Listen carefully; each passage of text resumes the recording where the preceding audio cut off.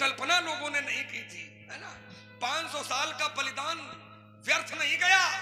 आज साकार रूप में फलीभूत हम सनातन धर्मावलंबियों के सामने रामलला मंदिर के रूप में दिखाई पड़ रहा है। इसको कहना चाहता तो बहुत कुछ हूं, पर ठप्पा ले लो व्यास जी। हाँ। और उसके बाद महाराज जी कुछ कहना। हाँ बिल्कुल कहेंगे, चलिएगा। अब इन्होंने कहा कि देखिए कर्म का फल अवश्य मिलता है, ये कोई आवश्यक नहीं है, ये कोई आवश्यक नहीं कि कर्म का फल मिलेगा ही, नहीं भी मिलता है। एक अर्धाली बहुत पड़े पड़े।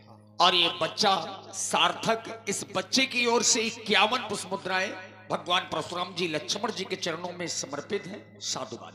आइएगा, देखिए इन्होंने एक अर्धाली पढ़ी थी, वहां पर ये सिद्ध हो रहा है कि कर्म का फल नहीं मिला है।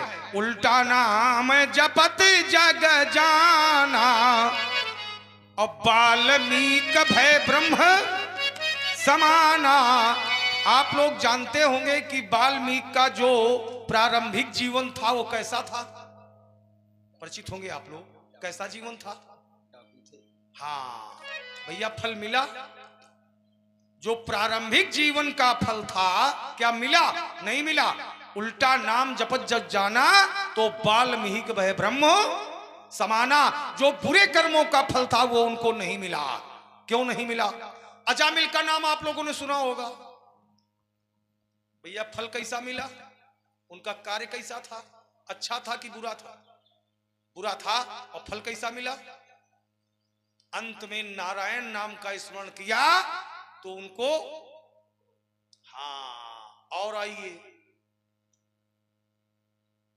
ताड़का, ताड़का के कर्म कैसे थे और फल क्या मिला? एक ही बाण प्राण हर लीन्हा और दीन जानते निज पद दीना। अच्छा फल मिला कि बुरा? कर्म बुरे, लेकिन जो फल मिला वो कैसा मिला? क्यों?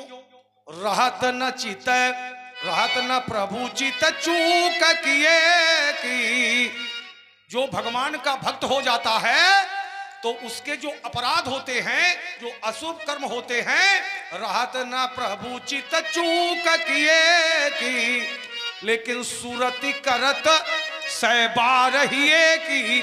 लेकिन अगर एक बार भी भगवान के नाम का स्मरण ले लिया गया है, किया गया है, उसको 100 बार भगवान स्मरण करते हैं। इसलिए एक नियम उन्होंने निकाल दिया, सन्मुख होय जीव मोहि जबहि। देखिए सन्मुख होए, सन्मुख माने यहां पर सामने से नहीं है, अनुकूलता से है।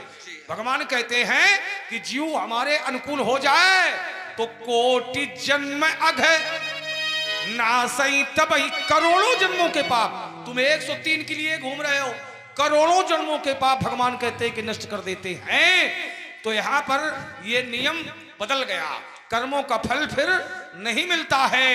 भगवान के अनुकूल हो जाने पर राजकुमार लक्ष्मण नियम बदल जाता है।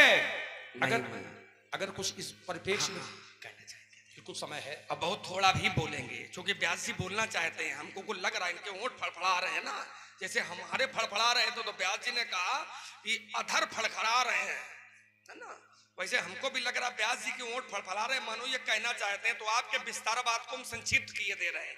आपने कई उदाहरण दिए, ताड़का का, अजामिल का, वाल्मीकि का।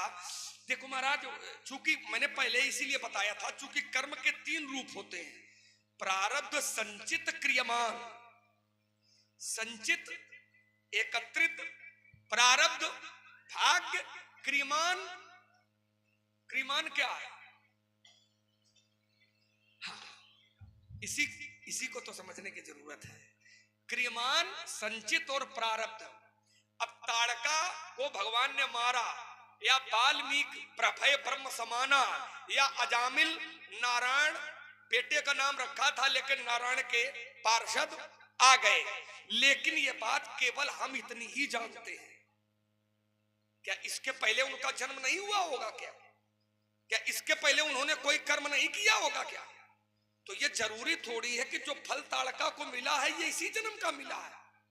इसीलिए तो दोहा है कि अति विचित्र भगवंत गति को जग जाने जोग। संसार के लोग नहीं जान पाते हैं क्योंकि वो तो ईश्वर ही केवल जानता है। है ना, किस जन्म में किसने क्या किया है, किस जन्म का फल किस जन्म में दे रहा है, ये मनुष्य के पास।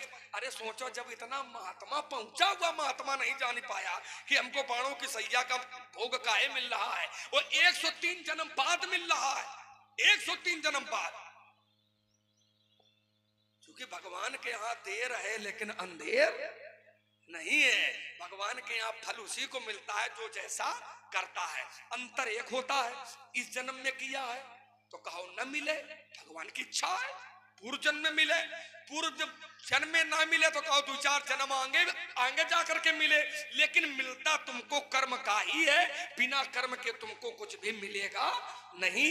और उसके लिए चौपाई भी है, कर्म प्रधान विश्व रच राखा, और जो जस करिए सो तस फल चाखा। जो मैं कह रहा हूं ये को नहीं जान, कुछ कहना है क्या आपको?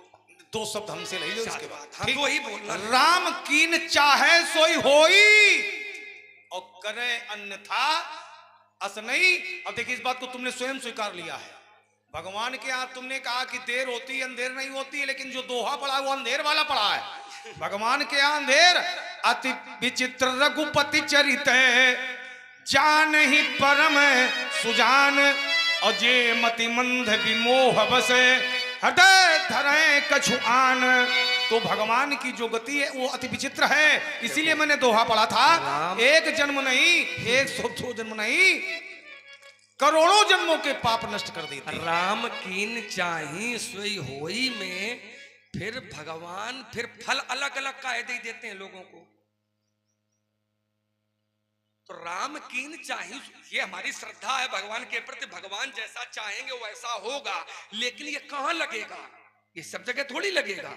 जैसे कोई विद्यार्थी है, अब विद्यार्थी परीक्षा देने के लिए जाए और प्रश्न पत्र सामने आवे तो प्रश्न पत्र के उत्तर न लिखो, यह चौपाई लिख दे राम कीन चाहिए सोई होई, तो क्या मिल जाई? किसान है कोई, हल लेकर के खेती पर जाए, हल न चलावे, खेत में बीज न डाले, उर्वरक शक्ति न डाले, और मेरे पर खड़े हुई कि यह चौपाई पढ़े राम कीन चाहिए सोई होई, तो क्या हो जाई? होता है, उत्तर ले लियो। अब ये ठीक है, आपकी भावना है, जबरदस्ती नहीं है। सुनो, गरल गरल सुधारी पुकरे राम कृपा पर निर्भर है। जबकि सुधा का पान कर लेगा अमर होगा, और विष का पान करेगा मरेगा, लेकिन जब राम कृपा हो जाती है तो गरल सुधारी पुकरे मिताई, और गोपद सिंधु अनल शीतला राम कृपा पर निर्भर है। प्रहलाद को विष पिलाया गया। रुको, राम कृपा करेंगे तो कैसे करेंगे? बिना कर्म की करेंगे क्या? राम जी भी अगर कृपा करेंगे तो कर्म ही से तो करेंगे, समझो। तो आप लई के उड़ जाते हो फालतू का। भाई अगर भगवान भी कृपा करेंगे तो वो तो कृपा कैसे करेंगे? कर्म ही से तो करेंगे। कैसे करेंगे? उसके लिए एक चौपाई है, मन क्रम वचन छाड़ी चतुराई, अब भजत कृपा करी है। भगवान का तुमको भजन करना पड़ेगा, कर्म करना पड़ेगा, तब कृपा करिए। कर्म व्यक्ति तब कर पाएगा जब भगवान की कृपा होगी। अति हरि कृपा जाई पर होई, तो पाँव दे ये मार्ग। जब तक कृपा नहीं होगी तब तक अंगुली नहीं उठा सकेगा। पाँव दे ही मार्ग सोई, भगवान की कृपा पर निर्भर करता है। हम उसके आगे बोल रहे हैं, आप समझ नहीं पा रहे हो। आप कृपा पर हो, हम कह रहे हैं कृपा कैसे होगी, हम इसका उत्तर कर रहे हैं। भगवान की कृपा से सब होगा, तो भगवान कृपा कैसे करेंगे उसको सोचना पड़ेगा। व्यास जी आप बोलिए जो भी बोलना हो, जहां से दिल करे, कोई जरूरी नहीं, जल्दबाजी होगी नहीं, दिल से, और जहां से आपका मन हो वहां से आप बोलने के पूर्ण सक्षम है। क्रम से ही होगा। हाँ हाँ, ये बोले चितई ये बात बहुत सुंदर। परुष की ओरा अरे सेठ, रे सठ सुनिए स्वभाव नमो। मेरे स्वभाव से तू अवगत नहीं है कि मैंने अत्याचारियों के साथ कैसा बर्ताव किया है, कैसा व्यवहार किया है। बालक बालक बोली बधाऊ नहीं तो ही केवल केवल मुनि जड़ जाने ही मोह। बालक बोल बधाऊ नहीं तो ही, मैं तुझे बालक बोल चुका हूँ। कहाँ पर रे बालक, इसलिए बधाऊ नहीं तो ही दूसरा भाव है। बालक जान करके मैं तेरा वध नहीं करता, और तू मुझे क्या समझता है? केवल मुनि जड़ जाने से मोही, तू मुझे जड़ मुनि समझता है। दूसरा भाव है मुनियों की जड़ समझता है। व्यास जी, अगर ये मुनियों की जड़ समझता है तब तो ठीक समझ रहा है, लेकिन केवल मुनियों की जड़ समझता है, ये हमसे समझता है मैं मुनियों की जड़ हूं, इसके साथ साथ और कुछ वो क्या हूं? बाले ब्रह्मे चारी अति क्रोही विश्व विश्व विदित क्षत्रिय कुल द्रोही। आजन्मा ब्रह्मचारी स्यात् ब्रह्मचर्य मृतो स्थिता बलवीर्यम विश्व जानियात् छत्र कुटोहिना छत्र कुटोहिना छत्र कुटोहिना। भुजबल भुजबल भूमि भूपे बिनुकीनी विपुल विपुल बार मही देवन। मैली भुजाओं के माध्यम से पृथ्वी को निच्छत्र करके ये भूमि भूमिहीन ब्राह्मणों को दे दी है। सहस बाहु भुज छेदन हारा परस परशु बिलो की मही पे कुमार। सहस्त्र बाहु अर्जुन की 1000 भुजाओं का छेदन करने वाले परस को देख क्षमात्र में तू भी काल का कबल हो जाएगा। मातु पितई मातु पिता ही जन सोच बस करस करस मही सिख सोर गर्भन के अर्भक दलन परसु मोरे अति घोर। काल के बसीभूत होकर अपने माता पिता को सोच के बसीभूत करना चाहता है। गर्भन के अर्भक दलन परसु मोर अति घोर अति घोर अति घोर। बेहसी लखनो बोले मृदुबानी अहो गो मुनीश महाभटमानी। परशुराम जी हमको अपना स्वभाव बता रहे हैं। क्या जी राग भैरवी में थोड़ा आनंद दो। परशुराम जी ने अपना स्वभाव हमको बताया है। बोले चिताई परशु की भोरा भोले चिताई परशु की भोरा रे सठ सुनसी स्वभाव न मोरा। अरे राजा के लड़के, तू मेरा स्वभाव नहीं जानता। सच्चाई है कि मैं आपका स्वभाव नहीं जानता, ये सच्चाई है। मैं आपका स्वभाव नहीं जानता, ये सच्चाई है। लेकिन एक दूसरी सच्चाई और है कि स्वभाव जानता भी नहीं हूं और स्वभाव मैं जानना भी नहीं चाहता हूं। स्वभाव जानता भी नहीं हूं और स्वभाव जानना भी नहीं चाहता हूं। क्यों? क्योंकि मैं राम जी के पास में रहता हूं और राम जी से अच्छा स्वभाव न मित्र किसी का रहा है, न किसी का है, और न आने वाले समय में किसी का होगा। तो हमको तुम्हारे स्वभाव की कोई आवश्यकता भी नहीं है। शास्त्र कहते हैं ऐसे स्वभाव मैं सुने वो न देखो जिमी रघुपति सम देखो जिनके यश प्रताप के आगे रवि मलिन शशि शीतल। भगवान का प्रभाव ऐसा होता है। महाराज जी ने कहा लक्ष्मण की फरसा देखो, फरसा। और मुझको ऐसा लगता है कि पुनि पुनि मोहि यत्य खाव कुठारू। बड़ी पुरानी लीला है और अच्छा ये लगा कि आपने प्रसंग प्रसंग की जगह सही प्रसंग लगाया है। प्राय होता नहीं है। एक चौपाई सुनमन बचन लखन मुस्काने की लगती है और दूसरी चौपाई अब आनी व्यवहारिया बोली लगती है। बीच की सब चौपाई खत्म हो जाती है, क्योंकि ऐसे श्रोता हैं, वैसे पात्र हैं, वैसे व्यासो जी हैं। लेकिन व्यास जी भी हमारे मर्मज्ञ हैं और लीला का स्थान ग्राम छिउला तो दिव्य है ही। बड़ी पुरातन लीला है, पुरानी लीला है। तो इसलिए आपने अपने विवेक से जिस प्रसंग का चुनाव किया है उसके लिए मैं आपको हृदय से साधुवाद देता हूं। लेकिन ये इनका देख लो, फरसा देख लो, इनका देख लो, तुम देख लो ब्याज जी। पुनी पुनी मोही ये दिखावे कुठारू, बार बार मुझे फरसा दिखा रहे हैं, लगता है जैसे चाहत उड़ आवन, जैसे उड़ा रहे हो लोग कहते नहीं उड़ तू, है ना। तो महाराज फूंकी पहाड़ू, कहते हैं लक्ष्मण फरसा बार बार दिखा करके मानो फूंक से पर्वत उड़ाना चाहते हैं, लेकिन फूंक से पर्वत उड़ाने चाहिए। ध्यान देना, मैं ये नहीं कहूंगा कि फूंक से पर्वत नहीं उड़ाओ, फूंक से पर्वत उड़ाओ। कौन वाले? ये वाले गृह कारज नाना जंजाला ते अति दुर्गम शैल।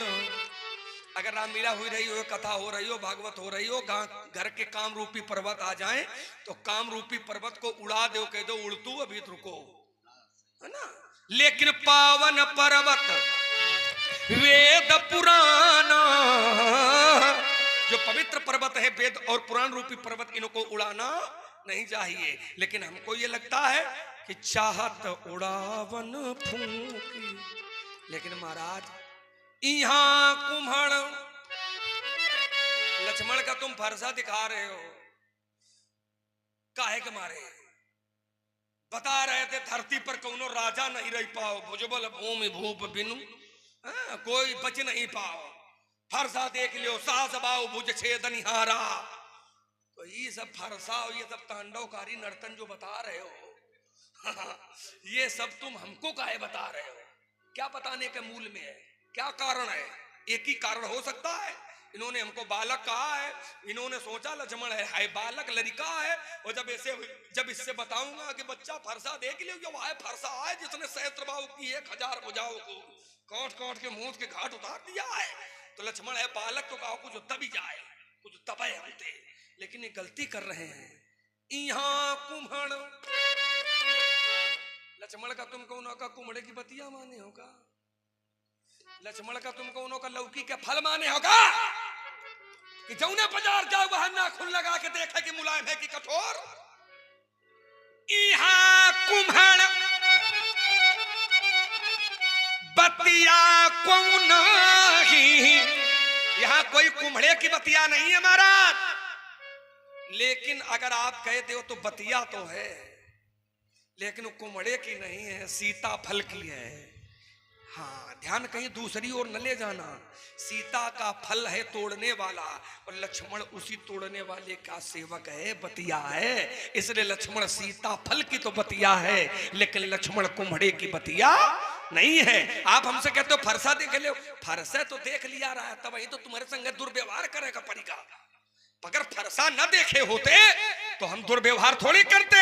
देखी कुठार ये शरासन पाना, मैंने धनुष बाण और कुठार देखा तो मैं कछु कहब शहीद अभिमान। मैंने धनुष बाण और कुठार देखा तो अभिमान सहित कुछ कह दिया, लेकिन अब धनुष बाण कुठार नहीं देख रहा हूं, अब क्या देख रहा हूं? भृगुसुत समुझी ये जनेऊ बिलों की। मेरे महाराज जी का यज्ञोपवीत देखा, यज्ञोपवीत में चक्राकार गांठ देखी, मैं जान गया कि महाराज जी भृगुवंशी ब्राह्मण है ना। क्योंकि जनेऊ यज्ञोपवीत, यज्ञोपवीत में 3 धागे होते हैं, जिसका विवाह हो जाता है वो जोड़ा पहनता है, अगर विवाह नहीं होता है तो 3 धागों का ही जनेऊ व्यक्ति के लिए अनिवार्य होता है। और जैसे महाराज जी का है ना, महाराज जी मतलब उनते खजाना खाली है ना, तो 3 धागों का जनेऊ पहने है ना, और जिसका विवाह होता है वो जोड़े का पहनता है। आखिर इसका भी इसका क्या कारण है? ध्यान देना, थोड़ा अच्छी चर्चा होनी चाहिए सभा के बीच में। व्यक्ति का विवाह होता है तब जोड़ा पहनाया जाता है जनेऊ का, क्यों? और विवाह नहीं होता है तो केवल 3 धागों का जनेऊ रहता है। उसका एक सीधा सा कारण है कि पहले के कालखंड में स्त्रियों के भी जनेऊ होते थे, कालखंड में स्त्रियों के भी जनेऊ यज्ञोपवीत होते थे, लेकिन इंद्र का श्राप लगा। संक्षेप में कथा बता रहा हूं, इंद्र का श्राप 4 जगह पर लगा है, और 4 जगह में एक जगह स्त्रियों का भी है। जो मासिक अपवित्रता होती है ये इंद्र का श्राप है, पानी में जो फेन उठता है ये इंद्र का श्राप है, धरती जो ऊसर भूमि है ये इंद्र का श्राप है। 4 भागों में विभाजित किया गया है और उसमें एक भाग स्त्रियों के पक्ष में गया है, इसलिए मासिक अपवित्रता आ जाने के कारण वो जनेऊ स्त्रियों से ले लिया गया। और इसीलिए आज भी जब पर कन्या पक्ष के दरवाजे पर जाता है तो हमारे आचार्य जन कन्या पक्ष के दरवाजे पर ही वर को वह यज्ञोपवीत समर्पित करते हैं। इसीलिए वो जो जनेऊ होता है वो कन्या पक्ष के दरवाजे पर ही पहनाया जाता है। अच्छा, और विडंबना देखिए, जनेऊ में 3 धागे होते हैं, 3 महाराज जी का जनेऊ देखिए, दिखाई पड़ रहा होगा, मोटा सा है ना, 3 धागे हैं, 3। और 3 धागों को जो खोलोगे तो एक धागे में तुमको 3 धागे फिर मिलेंगे। वैसे देखोगे तो 3 धागे हैं और जब तीनों धागों को खोलोगे तो प्रत्येक धागे में 3 धागे और मिलेंगे। तो कितना योग बना? 3 तिरका 9। 9 धागों का ही जनेऊ क्यों बनता है? 8 का बन जाता, 10 का बन जाता, 12 का बन जाता, इधर 7 का बन जाता, 9 का ही क्यों बनता है? उसका भी चिंतन किया तो एक निष्कर्ष मिला, क्योंकि नवांक 9 का जो अंक है ये पूर्णांक है, क्योंकि 9 के बाद आता है 10 और 10 अंक नहीं है, 10 संख्या है। इसलिए आचार्य ने 9, और इसीलिए 9 का पहाड़ा चाहे जितनी बार पढ़ो, लेकिन जब उसका योग करोगे तो योग उसका 9 ही आएगा। मैंने आपका यज्ञ पे भी देखा, विप्र देवता जो कछु कहूं, अब तुम जौन मन हो तो तुम कहो तो साहू रिसरों की, क्रोध को रोक करके मैं सहन कर लूंगा। क्यों? उसका कारण है। क्या कारण है व्यास जी? सुर महिसुर हरिजन अरुगाही, हमारे कुल इन पर न सुराही। सुर माने देवता, मैसूर माने ब्राह्मण, हरिजन माने भगवान के भक्त और गौ, इन पर हमारे कुल में वीरता नहीं दिखाई जाती है। क्यों? उसका भी कारण है। अच्छे से, अब जैसे महाराज जी हैं, ब्राह्मण देवता हैं, हम क्षत्रिय घर में पैदा हुए हैं, हमारा इनसे युद्ध हो जाए, लड़ाई हो जाए, ये फरसा चला दे, हम धनुष बाण चला दें, मान लो इनका फरसा बेकार हो जाए और हमारा बाण सफल हो जाए और महाराज जी निपट जाए, मान लो उसे हम करीबे ना आई, लेकिन मान लो धोखे थे अगर ये कहूं चलेगी तो क्या हो? बधे पाप, यदि बद हो जाएगा तो मुझे पाप लग जाएगा। अगर हार जाएंगे अपकीरती हार, यदि हार जाएंगे तो अपयश मिलेगा। इसलिए मारत हूं पाप तुम्हारे, उठो हे राम, यही कह कर बारंबार तुम्हें इतिहास बुलाता है, सुजानपुर चला भी जाता है। मेरे द्वारा वो गंभीर हो, मेरे द्वारा प्रयोग में लाए हुए वाक्यों में यदि कोई अनुचित वाक्य लगा हो, उसे कहा नहीं है, लेकिन को बात लग जाती है खराब, तो अगर लग गया हो तो उसके लिए मैं आपसे क्षमा प्रार्थी हूं। जो बिलोक अनुचित कहो तो क्षमो महामुनि धीर। हे विप्रदेवता, मेरे द्वारा प्रयोग में लाए हुए वाक्यों में यदि कोई अनुचित वाक्य निकल गया हो, उस अनुचित वाक्य के लिए मैं आपसे क्षमा प्रार्थी हूँ। संसार आपसे इत्ते से हाथ जोड़ता है, हम आपसे इत्ते से जोड़ के नहीं क्षमा करेंगे। तो व्यास जी अब आप पूछो कि जब हाथ जोड़ रहा है, क्षमा मांग रहा है, तो आप क्यों कह रहे हो कि क्षमा नहीं करेंगे? पूछो जरा हमसे, पूछो। नहीं, वैसे बच्चे हैं, क्षमा करना चाहिए। क्षमा मांग रहा है व्यास जी, इसको हम रेखांकित कर रहे हैं, लेकिन एक बिंदु पर इनका चिंतन जब अवश्य देंगे। सारे बिंदु छोड़ते हुए भृगुसुत समुझ जनेऊ, बड़ी चर्चा की है जनेऊ, बहुत सुंदर, इसलिए इस बिंदु पर चर्चा करेंगे और चर्चा होनी भी चाहिए। राजकुमार लक्ष्मण ने व्यास जी क्या देखा है? जो बिलोक अनुचित कहो तो क्षमो महामुनि धीर। राजकुमार लक्ष्मण, इसलिए हम तुम्हारा उपकार मान रहे हैं व्यास जी, उपकार लक्ष्मण का। किस बात पर? कि कम से कम इसने हमारे जनेऊ को देखा तो इस बात पर इसका उपकार मान रहे हैं। चूंकि समाज में न तो कोई अब जनेऊ देखना चाहता है और जनेऊ वालों को तो बिल्कुल देखने नहीं चाहता है, इसने देखा है इसलिए मैं इसका उपकार मान रहा हूं। इसको साधारण सूत्र न समझें,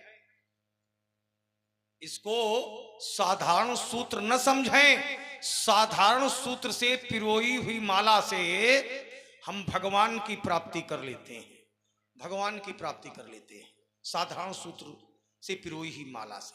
लेकिन ये साधारण सूत्र नहीं है, यज्ञोपवीतम परमम पवित्रम, परम पवित्र है। तो जब हम परम पवित्र को धारण करेंगे तो स्वयं में हम परम पवित्र होंगे। देखो परम पवित्र महात्मा आया। आइएगा, राजकुमार लक्ष्मण ने हमारे जनेऊ को देखा। समाज में इस समय व्यास जी कुछ रोग बहुत जोर से फैल रहे हैं। योगी बाबा का पिए है। क्यों व्यास जी? समाज में इस समय कुछ रोग ज्यादा फैल रहे हैं। उसका कारण क्या है? उसका कारण यही है कि हम शुद्ध जनेऊ धारण नहीं किए हुए हैं। पहली बात तो शुद्ध अशुद्ध हम नाम न लें। समाज में 3 वर्णों के लिए जनेऊ बताया गया है और यहाँ तीनों वर्णों के लोग होंगे। जरा हाथ ऊंचा करिएगा, कितने लोग धारण किए हुए जनेऊ? संख्या बहुत तगड़ी है। अब समझ लीजिएगा, इतनी बड़ी संख्या में 3 वर्णों के लिए जनेऊ है। दुर्भाग्य। लक्ष्मण ने जब तक हमारा जनेऊ नहीं देखा, इसने समाज में हमारा अपमान किया है। यदि आप लोग अपना चिन्ह धारण नहीं करोगे तो जिस प्रकार से लक्ष्मण ने समाज में हमारा अपमान किया है, आप लोगों का भी समाज में अपमान हो सकता है। इसलिए मेरा आग्रह है कि जिसका जो चिन्ह हो आप लोग अवश्य धारण करिएगा। बालक खिलौना मांग रहा है, खिलौना नहीं देंगे तो बालक 1 घंटे रोएगा, 2 घंटे रोएगा, अंत में शांत हो जाएगा। लेकिन यदि बालक को हम संस्कार नहीं देंगे तो बालक जीवन भर रोएगा। इसलिए मेरा आग्रह है कि जिसका जो चिन्ह हो आप लोग अवश्य धारण करिएगा और बालक को संस्कार अवश्य दीजिएगा। दीन जनेऊ माता, इसलिए मेरा आग्रह है। कारण है ना स्वामी जी है कि समस्या एक और है कि यज्ञोपवीत जब होना चाहिए तब अब होता भी नहीं है ना। अब वो यज्ञोपवीत होता है विवाह के समय। समाज भी अपना धीरे धीरे बदल रहा है, जबकि अपने धर्म की ओर लौटना चाहिए। इसीलिए तो मैं आग्रह कर रहा हूं। हाँ, है ना। अब विवाह के समय यज्ञोपवीत होता है। अब विवाह के समय जब या बिछड़ गया, जब पिताजी पंडित जी के पास गए, पंडित जी से कहा देखो लड़के का विवाह तो तय हो गया है और सोच रहे हैं कि इसी में यज्ञोपवीत भी निपटा दिया जाए। तो पंडितों जी बोले वो ऐसा करो, लाग तुम्हारे पास 4-5 हैं, लेकिन कोई बात नहीं, अगर तुम आए हो तो निराश नहीं, तुम्हारा भी निपटा ही देंगे, है ना। तो अब पिताजी निपटाने में लगे तो आचार्य जी निपटाने में लग गए। ये संस्कार है। हाँ, ये निपटाइएगा नहीं। और जैसा आए लड़का दुल्हन का लेके घर है, अरे तो नहीं, अपन जनेऊ उतारा तो खूंटी मटांग देखा है तुम वो निपटाओ।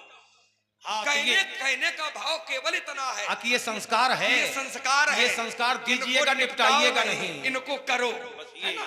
निपटाओगे तो शब्द गलत हो जाएगा। और जो मैं कह रहा हूं ये को नहीं जान विदित संसारा, कौन ऐसा है जो नहीं जानता है? क्या जानता है? आचार्य जन कहते हैं, क्या कहते हैं व्यास जी बताओ जरा। माता पिता ही दीप चंदी उन भाई के गुरु ऋण रहा सोच बड़े जी के। दीप चंदी ताल 16 मात्रा, बढ़िया, अच्छा लगा, क्या बात है व्यास जी। माता और पिता के ऋण से भगवान परशुराम जी उऋण हो गए हैं राग भैरवी में। संसार का वह पुत्र बड़ा सौभाग्यशाली होता है जो बेटा अपने माँ और पिता के ऋण से ऋण हो जाता है। एक बार मैंने पूछा था कि माता अपने बेटे से कितना प्रेम करती है। बड़े से बड़े विद्वान लगे रहे, लेकिन माता बेटे से कितना प्रेम करती है ये कोई ना बता पाया। एक कवि ने कलम उठाई और कवि ने लिखना प्रारंभ कर दिया। क्या लिखा व्यास जी? राग भैरवी में ही। कोई बात नहीं। कुछ भी कर सकते हैं। जो नहीं हो तात तुम पाही कवन सुकाज कठिन, सब कुछ संभव है। कौन जानता है? एक बार मैंने पूछा कि माता अपने बेटे से कितना प्रेम करती है। बड़े बड़े विद्वान लगे रहे, नहीं बता पाए। एक कवि ने कलम उठाई और उसने लिखना प्रारंभ किया। माता अपने बेटे को वह